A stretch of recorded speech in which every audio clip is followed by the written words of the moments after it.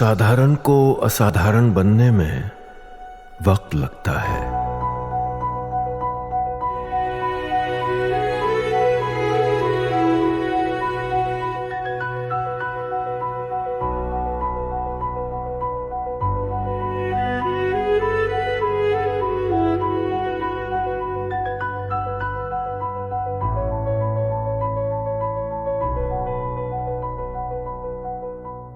आज आपको दिखाऊंगा राहुल गांधी किससे लड़ने में रह गए, उधर यूके गए पीएम मोदी ने कौन सी डील कर ली जो भारत को और चमका देगी। पीएम मोदी का ब्रिटेन में ऐसा स्वागत, कभी 3 गुना लगान वसूलने वाले अंग्रेज तो घुटनों पर आ गए भाई। पाकिस्तान से लेकर खालिस्तानी तक विदेश दौरे में पीएम मोदी का वो एक्शन जिससे सब में हड़कंप मच गया है। और संसद में हंगामे के चौथे दिन राहुल गांधी ने किसको धमका दिया, आज इसका भी चैप्टर खोल रहा हूं। प्रधानमंत्री नरेंद्र मोदी विदेश दौरे पर है। यूके में आज नरेंद्र मोदी ने ऐसा काम किया कि जो अंग्रेज हम पर कभी राज करते थे, वो लगान फिल्म में नहीं सुने थे 3 गुना लगान देना होगा, वो 3 गुना लगान वसूलने वाले अंग्रेज जो हैं आज खुद को बचाने के लिए भारत से डील करने के लिए बिछे जा रहे हैं। लेकिन इधर आप ये भी देख लीजिए कि जब नरेंद्र मोदी विदेश जाकर बड़ी बड़ी डील कर रहे हैं तो भारत में राहुल गांधी और इंडी गठबंधन किस तरह की राजनीति कर रहे हैं। वैसे तो राहुल गांधी और इंडी गठबंधन वाले हाथ में संविधान लेके घूमते हैं, लेकिन इनकी राजनीति की फितरत यही है कि कोई संवैधानिक संस्था छोड़ी नहीं जिस पर इन्होंने अटैक ना किया। कोर्ट का फैसला इनके हिसाब से ना आए तो कोर्ट मोदी ने खरीद लिया। जांच एजेंसियां अपना काम करें तो मोदी ने करवा दिया। चुनाव आयोग अपना काम करे तो मोदी खेल कर रहे हैं। आज स्थिति यह है कि चुनाव आयोग को कह रहे हैं ये लोग कि तुमको देख लेंगे। ऑलमोस्ट धमकी दे रहे हैं भाई। इनके लोग इलेक्शन बॉयकॉट तक की धमकी दे रहे हैं, इलेक्शन चोरी का आरोप लगा रहे हैं, दावा कर रहे हैं कि चुनाव आयोग वोटर लिस्ट में खेल कर रहा है और इसके पक्के सबूत इनके पास हैं।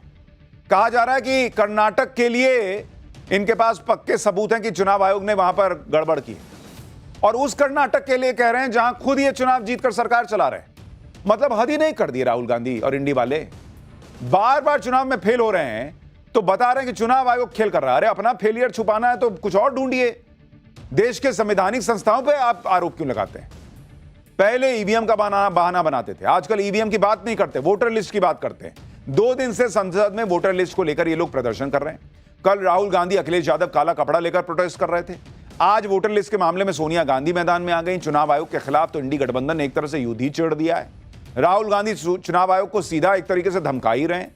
दावा कर रहे हैं कि उनके पास वोट चोरी का प्रूफ है, लेकिन अगर वोट चोरी का प्रूफ है तो दिखाते क्यों नहीं? सुप्रीम कोर्ट चले जाइए।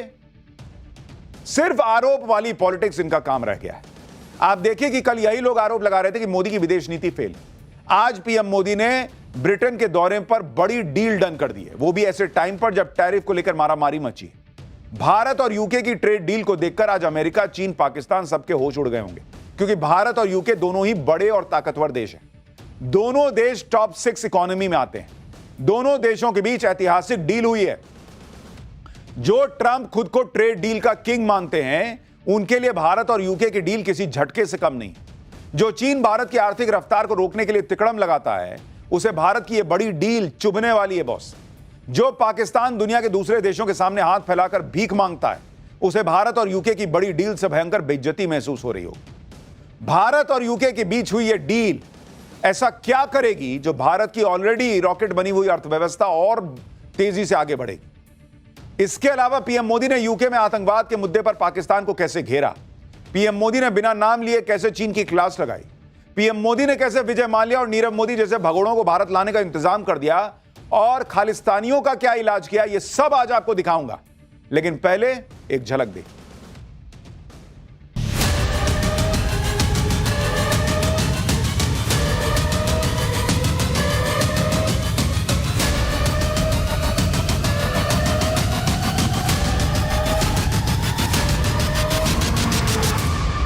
आतंकवाद के खिलाफ लड़ाई में दोहरे मापदंडों का कोई स्थान नहीं है।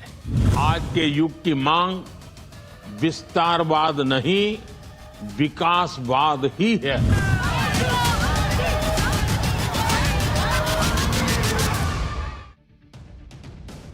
लंदन में पीएम मोदी आज ब्रिटेन के प्रधानमंत्री कीर स्टारमर से मिले।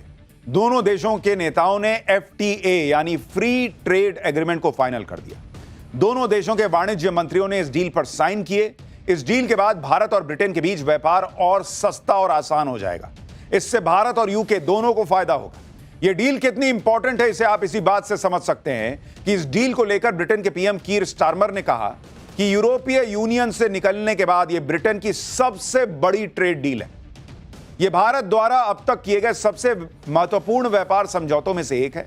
ब्रिटेन के पीएम ने भरोसा जताया कि इस डील से दोनों देशों में रोजगार बढ़ेगा, व्यापार बढ़ेगा, पैसा बढ़ेगा, लिविंग स्टैंडर्ड जो है, स्टैंडर्ड ऑफ लिविंग जो है वो बेहतर होगा। दोनों देशों की अर्थव्यवस्था को बड़ा बूस्ट मिलेगा, दोनों देशों के सस्ते प्रोडक्ट और सर्विस मिलेगी। भाई भारत की इकोनॉमी तो ऑलरेडी रॉकेट बनी हुई है। ये जो अंग्रेज हम पे राज करके गए थे किसी जमाने में 3 गुना लगान वाले, ये आज भारत के साथ इस डील को लेकर बेचैन थे क्योंकि उनके यहां 3-3 प्रधानमंत्री बदल गया बॉस, क्योंकि उससे इकोनॉमी नहीं संभली। यह डील उनकी कुर्सी को मजबूत करने जैसा है। पीएम मोदी ने भी इस डील को दोनों देशों के लिए ऐतिहासिक बताया। एक बार प्रधानमंत्री नरेंद्र मोदी को सुनिए, फिर आपको बताता हूं कि इस डील से होगा क्या, ट्रंप को आज कितना झटका लगा होगा यह भी बताऊंगा। पहले सुनिए जरा पीएम को।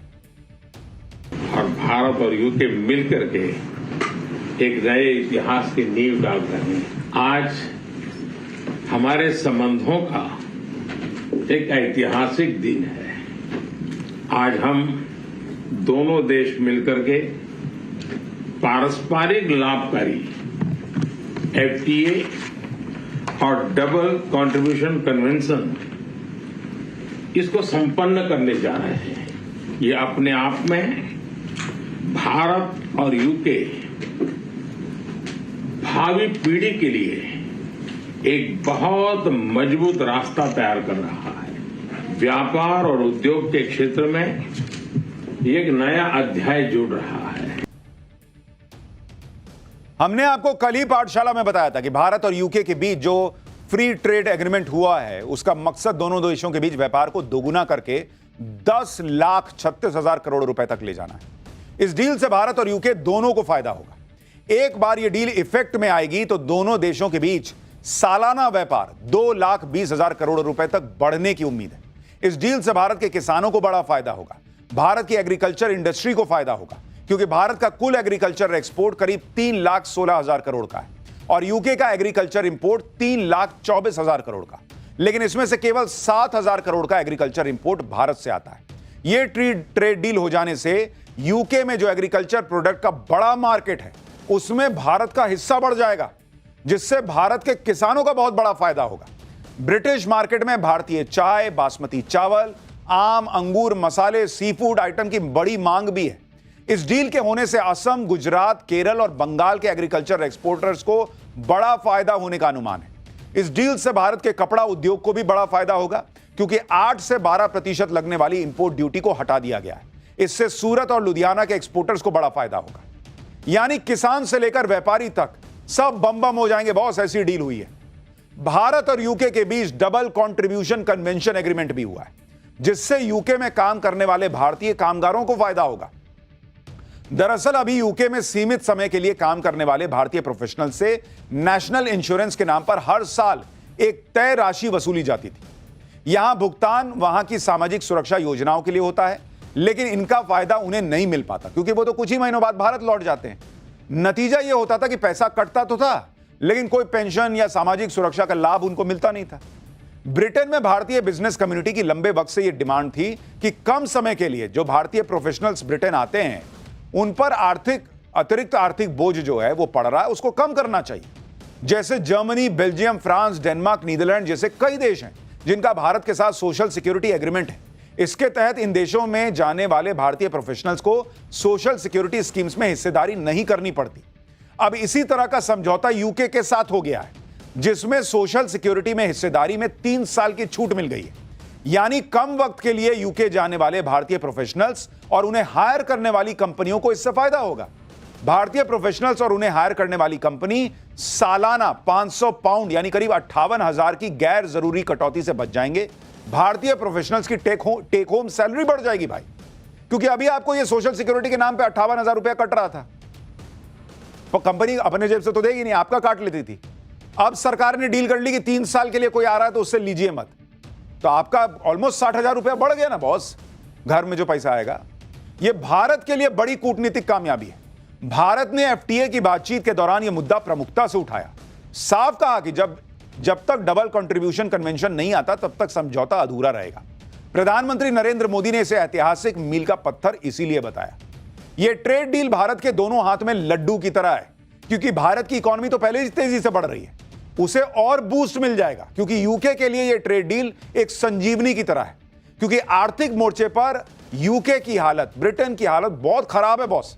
कुछ दिन पहले ही ब्रिटिश पीएम कीर स्टारमर ने कहा था कि इकोनॉमी बहुत खराब हालत में है, यूके में कंपनियां संघर्ष कर रही हैं, घाटे की वजह से तेजी से कॉस्ट कटिंग हो रही है।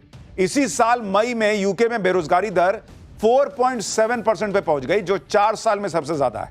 यूके में महंगाई दर 3.4% है, जो 2% के टारगेट से कहीं ज्यादा है। भारत के साथ डील से यूके की अर्थव्यवस्था को सालाना 41,647 करोड़ रुपए का बूस्ट मिलने जा रहा है। तभी मैंने कहा ना कि वहां के प्रधानमंत्री की कुर्सी बचेगी। अपने पीएम तो तीसरा टर्म चला रहे हैं, इकोनॉमी को रॉकेट बना रखा है, महंगाई को पकड़ के रखा कि भागना नहीं, इधर आओ इधर आओ। यह हिसाब है भारत में। वहां 3 प्रधानमंत्री बदल गए थे। पीएम मोदी ने ऐसे वक्त में यूके का दौरा किया है जब भारतीय क्रिकेट टीम इंग्लैंड के दौरे पर है, मैनचेस्टर में टेस्ट मैच चल रहा है। पीएम मोदी कोई मौका छोड़ते हैं। उन्होंने संबोधन में भारत और इंग्लैंड टेस्ट सीरीज का जिक्र कर दिया। सुनिए क्रिकेट को लेकर पीएम मोदी ने क्या कहा, जिस पर सब हंस पड़े। जब भारत और यूके मिले, और वह भी टेस्ट सीरीज के दौरान, तो क्रिकेट का उल्लेख तो करना ही पड़ता है। For both of us, cricket is not just a game but a passion and also a great metaphor for our partnership. There may be a swing and a miss at times, but we always play with a straight bat. We are committed to building high-scoring, solid partnership. आप सोचिए, यहां देश में PM Modi के विदेश जाने पर विपक्ष तूफान खड़ा कर रहा था। राहुल गांधी कह रहे थे कि मोदी तो भाग गए नहीं, भाग गए बोल रहे थे। उधर पीएम मोदी इन आरोपों का कोई लोड नहीं ले रहे। वो अपना आराम से डील कर रहे हैं, हंसी मजाक कर रहे हैं। उनको पता है भाई कि मैं भारत के लिए क्या करने जा रहा हूं, अपने देश के लिए क्या करने जा रहा हूं, इसलिए वो प्रेशर में नहीं आते। और इसके पीछे की वजह है नरेंद्र मोदी को जो लोगों का सपोर्ट मिलता है ना, वो उनको दिखता है। उनको पता है कि राहुल गांधी के भग गए कह देने से कुछ नहीं होगा, क्योंकि इस देश के लोग जग गए हैं, तो भग गए वाली बात पर भरोसा नहीं करते। नरेंद्र मोदी के कामकाज पर लोगों की मुहर लगी हुई है। आप देखिए, पीएम मोदी जब लंदन पहुंचे तो वहां भारतीय समुदाय ने दिल खोलकर उनका स्वागत किया। मोदी मोदी के नारे लगे वहां लंदन में, देखिए जरा।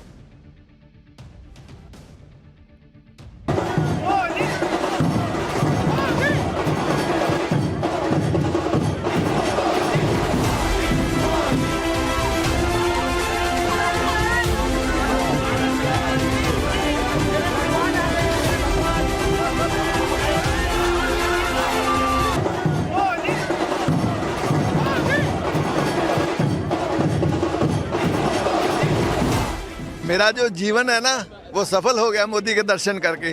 मैं अपना भगवान मानता हूँ, मोदी को भगवान मानता हूँ, भगवान से ऊपर कुछ नहीं है। मैं इतना खुश हूँ कि मेरे पास वर्ड नहीं है। And the Prime Minister shook my hand, he gave me Ashirwad and it was the best feeling ever. आप लोगों का सेंटिमेंट देख रहे हैं जो विदेश में रह रहे हैं कि भाई मैं मिल लिया नरेंद्र मोदी से, उनको देख लिया तो मेरा जीवन सफल हो गया। ऐसी बातें लोग बोलते हैं। आप ये भी देखिए कि कल राहुल गांधी ऑपरेशन सिंदूर को लेकर पीएम मोदी की विदेश नीति पर सवाल उठा रहे थे। कह रहे थे कि हमारे साथ तो कोई देश ही नहीं खड़ा था। दूसरी तरफ आज आतंकवाद के मुद्दे पर भारत को यूके का साथ मिल गया। यूके की तरफ से पहलगाम हमले की निंदा की गई। आतंकवाद पर डबल स्टैंडर्ड रखने वालों को कड़ा संदेश भी दिया गया। सुनिए पीएम मोदी ने क्या कहा, फिर आपको बताऊंगा कि इधर पीएम मोदी यूके पहुंचे, उधर पाकिस्तान में क्यों हड़कंप मच गया। पहलगाम में हुए आतंकवादी हमले की कठोर निंदा के लिए हम प्रधानमंत्री स्टारमर और उनकी सरकार का आभार व्यक्त करते हैं। हम एक मत हैं कि आतंकवाद के खिलाफ लड़ाई में दोहरे मापदंडों का कोई स्थान नहीं है। इधर पीएम मोदी यूके से बड़ी बड़ी डील कर रहे हैं, उधर पीएम मोदी की कूटनीति को देख पाकिस्तान का तनाव बढ़ा हुआ है।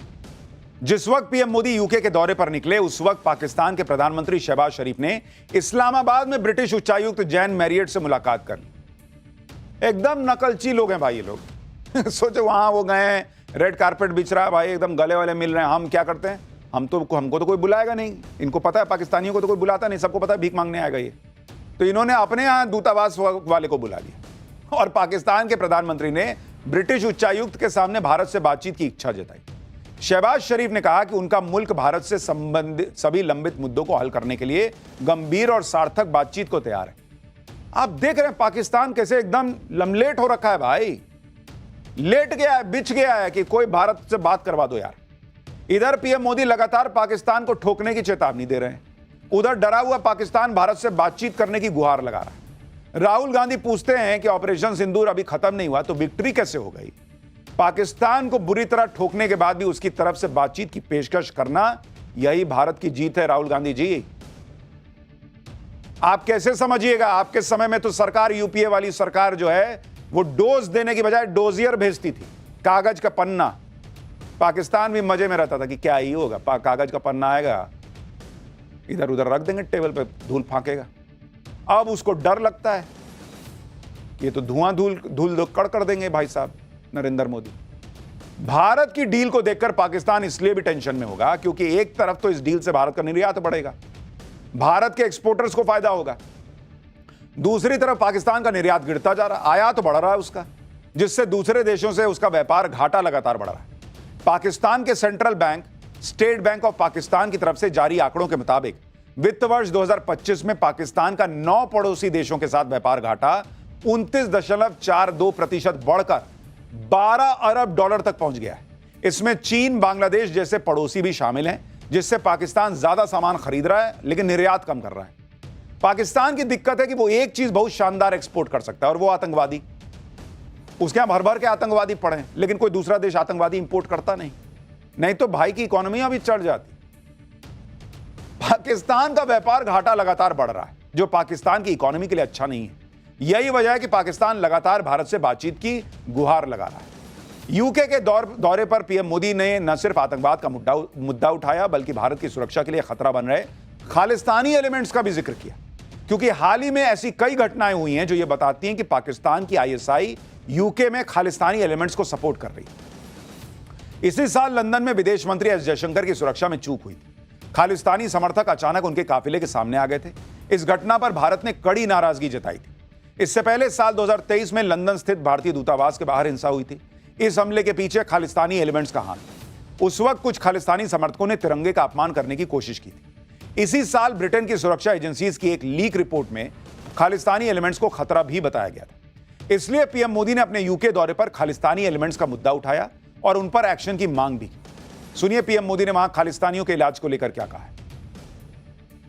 हम इस बात पर भी सहमत हैं कि एक्सट्रीमिस्ट विचारधारा वाली शक्तियों को डेमोक्रेटिक फ्रीडम का दुरुपयोग नहीं करने दिया जा सकता।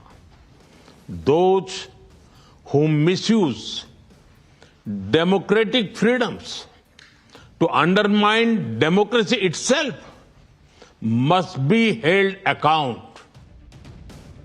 प्रधानमंत्री नरेंद्र मोदी जब डील कर रहे थे, एफटीए की डील कर रहे थे, तो उनको पता था कि यही समय है, खालिस्तानियों को लेकर भी बात कर लो, पाकिस्तान को लेकर भी बात कर लो और उनको बता दो भाई कि व्यापार कर रहे हैं ठीक है, लेकिन ये सब जो हो रहा है ये सब भी तुमको देखना पड़ेगा। अच्छा, इतना ही नहीं, आतंकियों और खालिस्तानियों के साथ साथ पीएम मोदी ने भारत को आर्थिक चोट देने वाले भगोड़ों की भी भारत वापस लाने पर जोर दिया। पीएम मोदी ने आर्थिक अपराध से जुड़े भगोड़ों के प्रत्यर्पण के लिए यूके से सहयोग मांगा। भारत लगातार विजय माल्या, नीरव मोदी, ललित मोदी के प्रत्यर्पण की मांग कर रहा है। सुनिए पीएम मोदी ने यूके में ऐसा क्या कहा जिससे माल्या, नीरव जैसे भगोड़ों के प्रत्यर्पण की आस और तेज हो गई।